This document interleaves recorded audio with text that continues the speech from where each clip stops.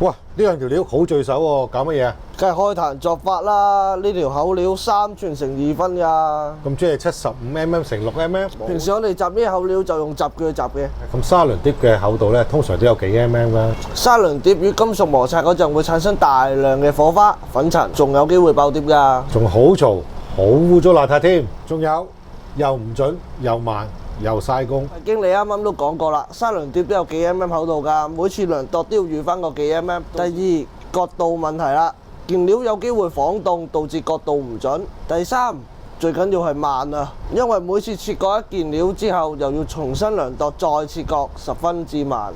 每次用窄腳切割員咧，都好多批口，好多師傅就係咁樣而被整親㗎，所以又要翻手做打磨，仲好高溫添。冇講咁多啦，而家就用液壓切割機示範俾大家睇啊！